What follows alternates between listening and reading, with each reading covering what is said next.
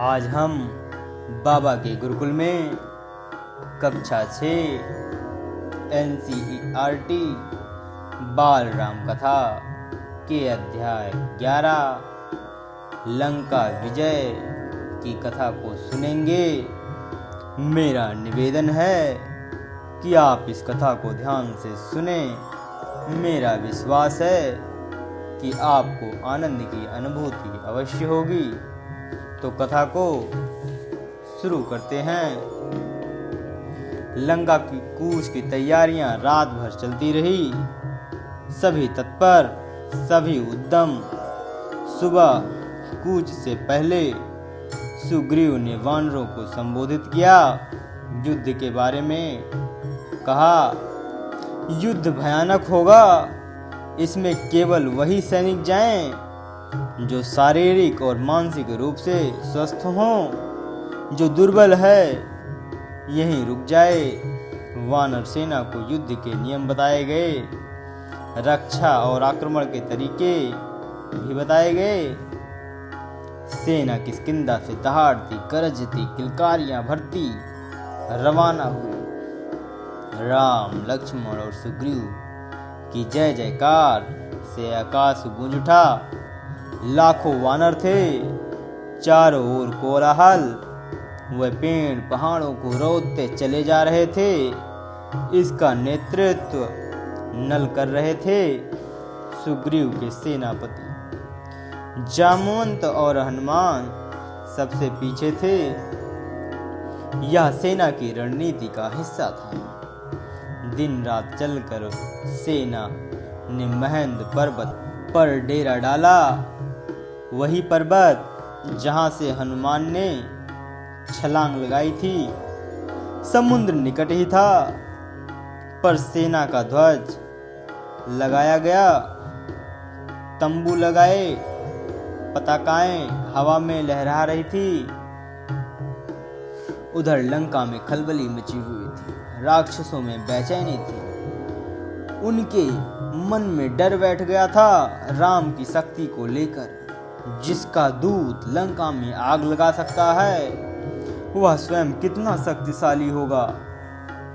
नगर में चर्चा का विषय यही था, लेकिन रावण इससे अनभिज्ञ था। उसे कौन बताता, किसी में इतना साहस नहीं था। ये चर्चाएं विभीषण ने सुनी। नगर की हताशा उनसे देखी नहीं गई। ऐसा हताशा सेना युद्ध नहीं कर सकती। उसकी पराजय निश्चित है। वह रावण के पास गए, उसे सही स्थिति बताने, समझाने, राम से युद्ध न करने के लिए समझाने। उन्होंने कहा, आप सीता को लौटा दें। सबका कल्याण इसी में है। सीता मिल जाएगी तो वो आक्रमण नहीं करेंगे। रावण ने विभीषण की बात अनसुनी कर दी। उन्हें अपने कक्ष से निकाल दिया। क्रोध में वह स्वयं भी उठकर चल पड़े सभा कक्ष की ओर। उसे राम के समुद्र तट पर पहुंचने का समाचार मिल चुका था। सैनिक ने राम की सेना की पताकाएं दूर से देख ली थी। विभीषण रावण के पीछे चलते रहे, बोलते रहे, सीता आपके गले में बंधा सांप है, वह आपको डस लेगा। इसे छोटी बात मत समझिए लंकाधिराज, ये संकेत महाविनाश के हैं। मैं अब भी कहता हूँ, सीता को लौटा दीजिए, लंका बच जाएगी। तुम मेरे भाई नहीं, शत्रु हो। मेरे शत्रु के शुभचिंतक हो। रावण का क्रोध भड़क उठा। निकल जाओ यहां से, मुझे तुम्हारा साथ नहीं चाहिए। रावण सभागार की ओर मुड़ा। विभीषण पीछे। दोनों के रास्ते अलग हो गए। विभीषण उसी रात लंका से निकल गए 4 सहायकों के साथ। उन्हें राम के पास जाना ठीक समझा। समुद्र पार राम के शिविर में अचानक खलबली मची। एक वानर चिल्लाकर सबको सावधान कर रहा था, हमारे शिविर में राक्षस आ गए हैं। विभीषण कुछ दूर खड़े रहे। वानरों ने उन्हें सुग्रीव के सामने पेश किया। वानर राज, मैं लंका के राजा रावण का छोटा भाई हूँ। मैं राम की शरण में आया हूँ, मुझे उनके पास पहुँचा दें। विभीषण के चेहरे पर डर नहीं था, विश्वास था। शब्दों में षड्यंत्र नहीं था, कातरता थी, याचना थी। सुग्रीव को उनकी बात पर फिर भी भरोसा नहीं हुआ। मेरा नाम विभीषण है। रावण ने मुझे लंका से निकाल दिया है। मैंने उनसे सीता को लौटाने की बात कही थी। क्रोध और अहंकार में चूर रावण ने मुझे सभा में अपमानित किया। मैं प्राण बचा कर आया हूँ। एक बार, सिर्फ एक बार राम से मिलवा दें। मैं उनसे कुछ कहना चाहता हूँ। सुग्रीव राम के पास गए। मन में शंका अब भी थी। अंगद भी उसे संदेह की दृष्टि से देख रहे थे। राम ने बात सुनी और कहा, हमें विभीषण को स्वीकार करना चाहिए। मैं शरण में आए व्यक्ति को कभी निराश नहीं करता, वह मेरी नीति है। विभीषण को आदर से अंदर लाइए। विभीषण राम के पास पहुंचे। राम ने उनका सत्कार किया, लंका का समाचार पूछा। जल्द ही विभीषण राम के विश्वास पात्र बन गए। उन्होंने लंका की बहुत सारी जानकारी राम को दी। रावण और उसके योद्धाओं की शक्ति के बारे में बताया। कहा, रावण पर विजय प्राप्त करने के लिए बल और बुद्धि दोनों की आवश्यकता है। विभीषण, तुम चिंता मत करो, राक्षस मारे जाएंगे। लंका की राजगद्दी तुम्हारी होगी, भविष्य तुम्हारा है। राम ने कहा। राम की सेना के सामने एक बड़ी चुनौती थी, समुद्र। उसे कैसे पार करें? राम ने समुद्र से विनती की। 3 दिन बैठे रहे कि समुद्र रास्ता दे दे।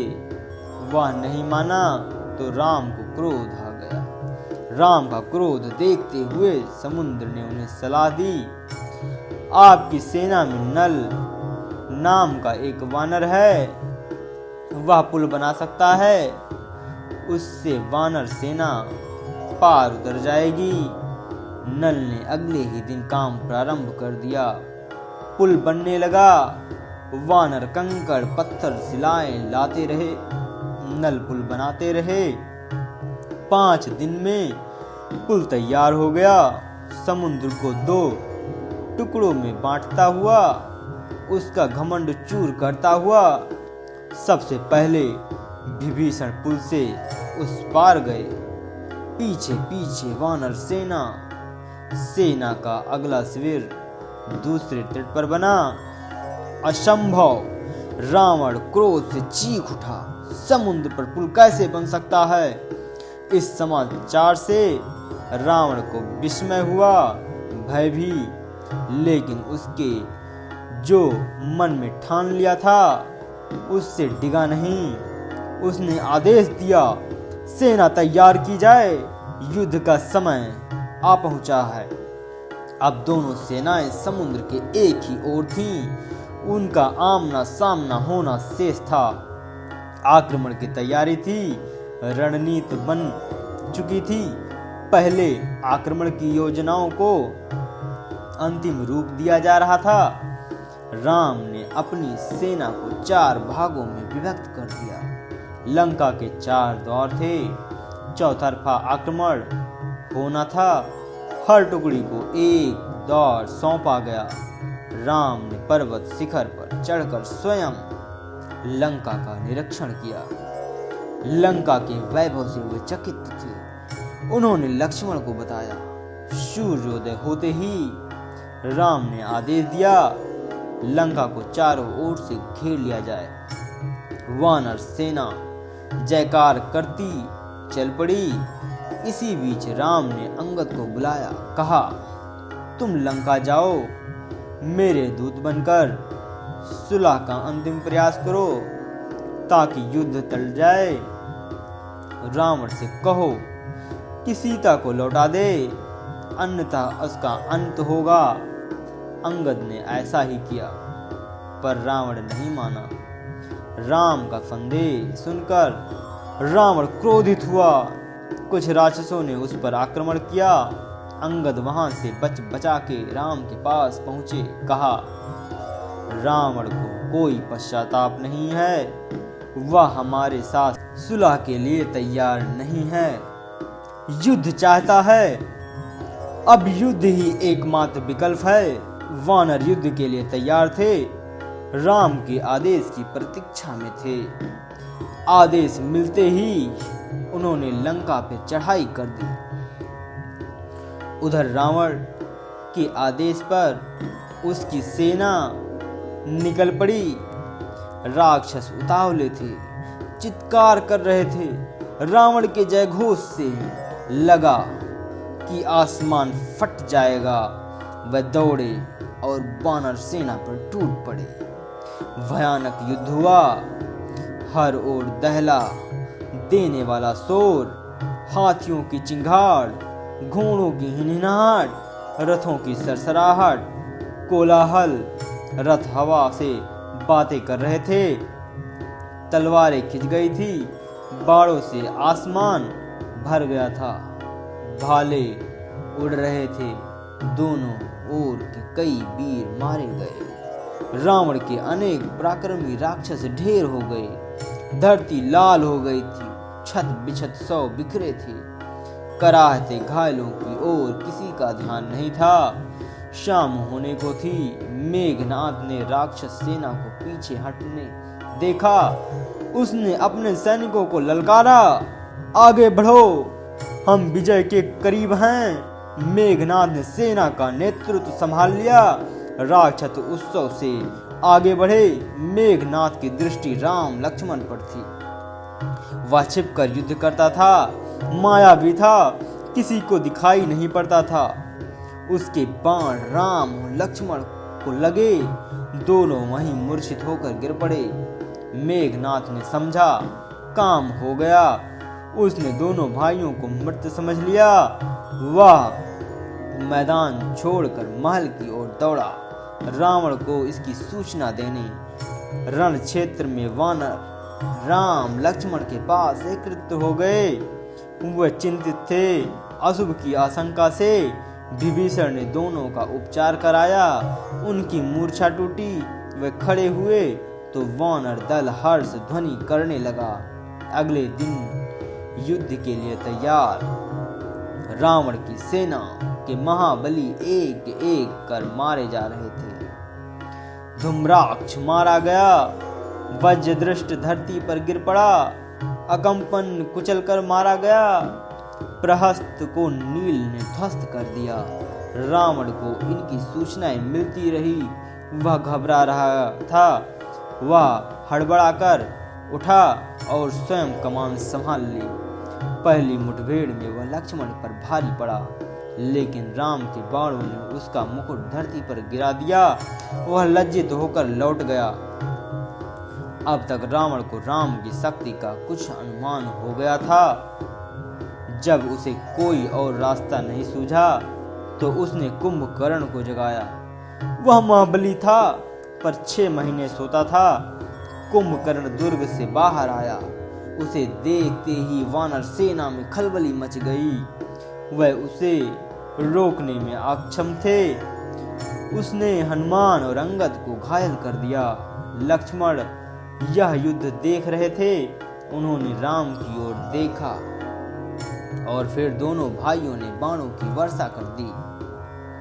कुंभकर्ण रणभूमि के अंक में सो गया सदा के लिए। रावण निराश हो गया। कुंभकर्ण पर उसे गर्व था।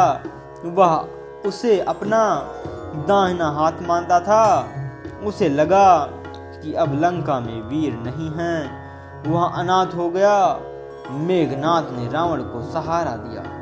मेरे रहते आपको कोई चिंता नहीं, मुझे युद्ध की अनुमति दें।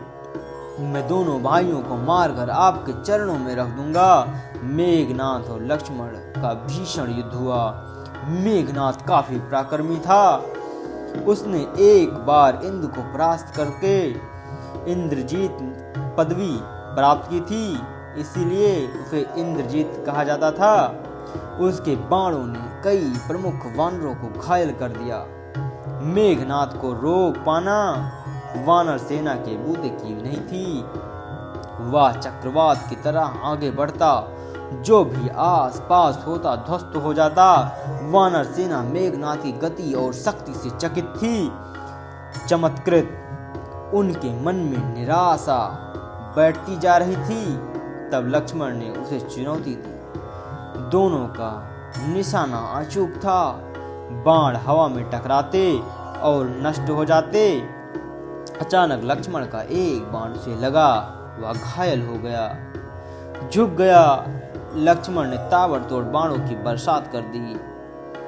आगे बढ़ना कठिन था। मेघनाथ पीछे मुड़ा, महल की ओर भागा।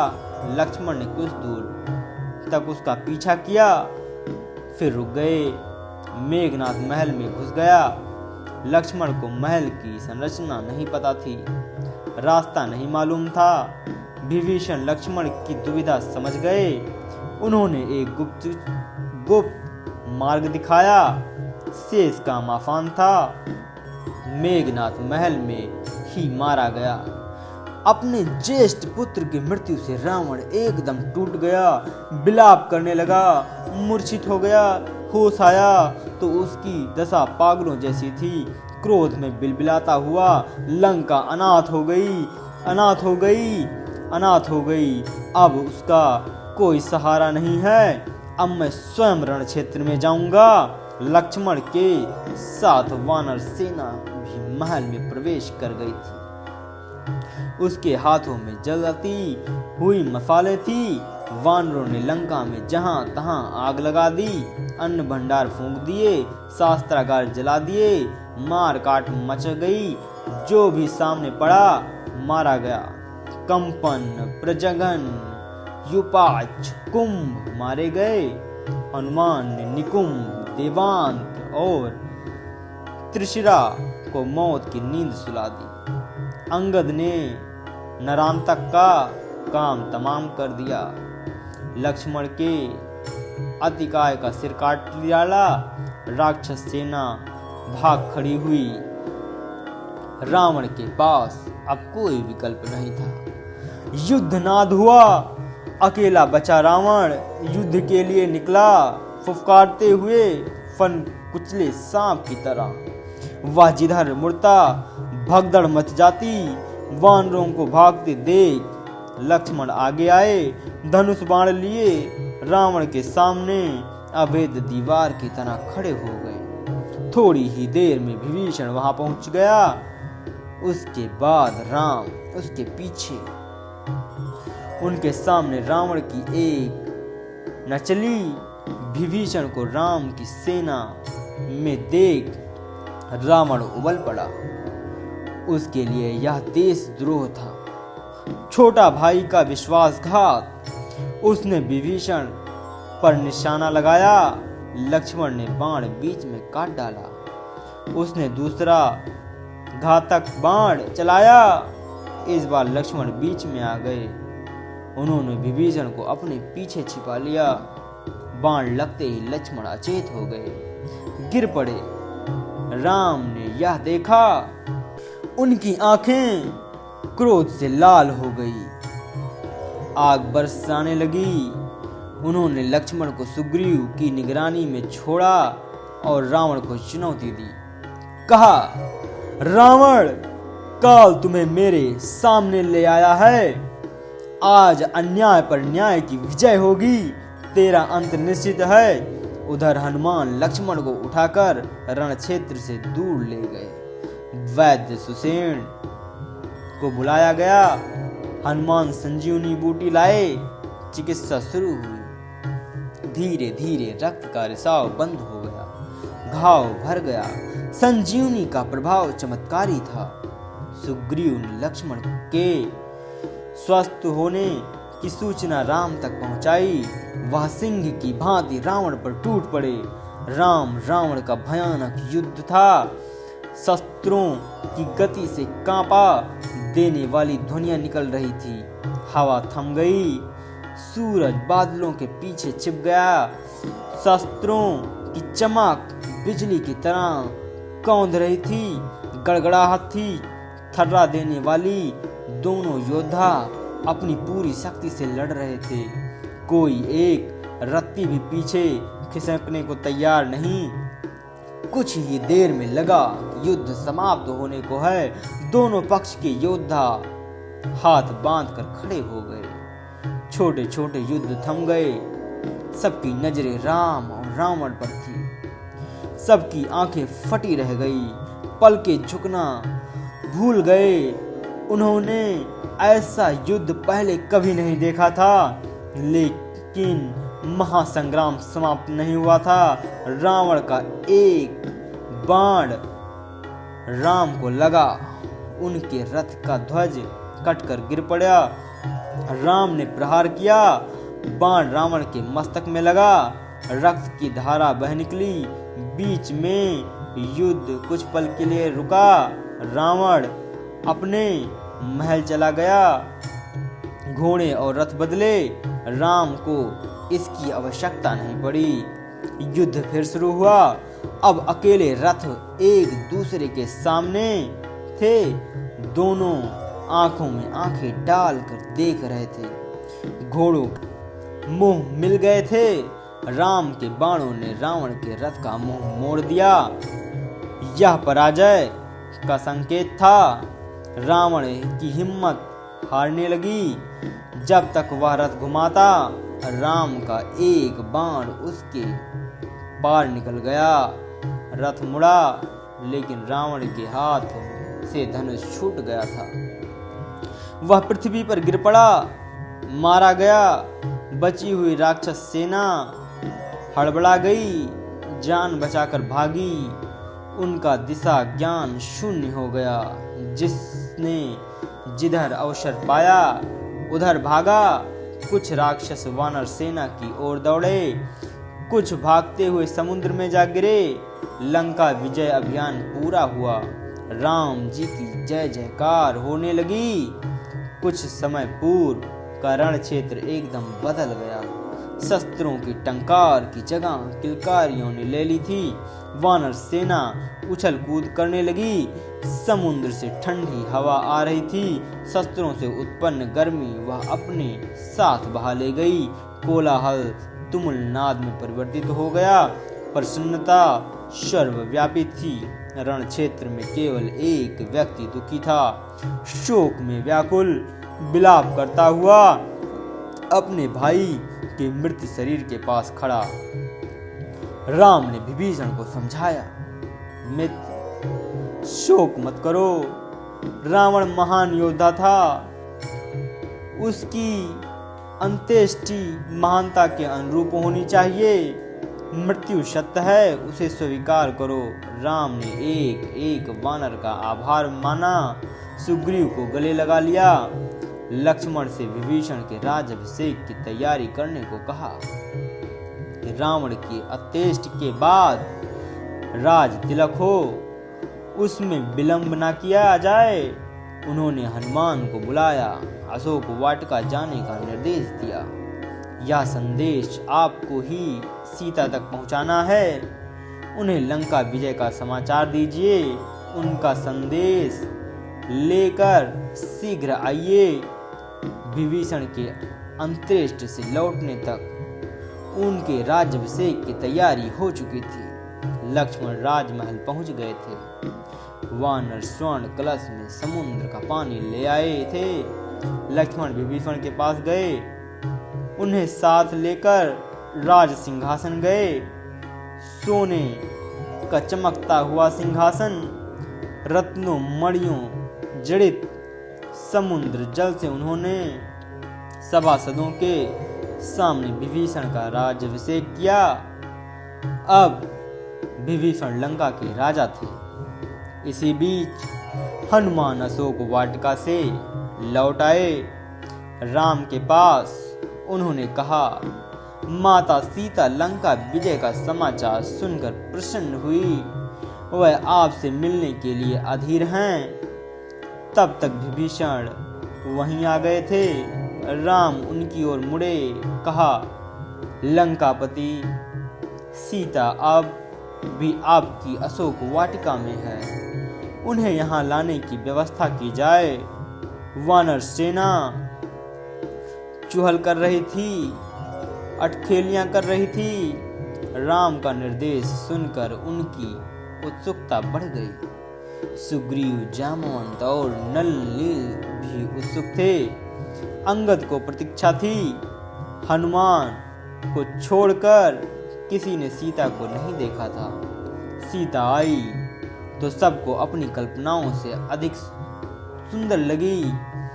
सौम्य, शांत, उस सुंदरता में 1 वर्ष बाद पति से मिलने की प्रसन्नता शामिल थी।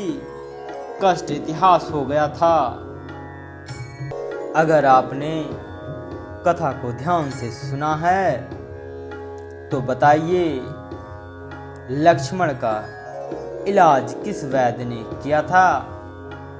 कमेंट बॉक्स में अपना उत्तर दीजिए। राम के अयोध्या में पुनर्आगमन की कथा हम अगले वीडियो में सुनेंगे। यहाँ तक कथा सुनने के लिए आप सभी का बहुत बहुत धन्यवाद।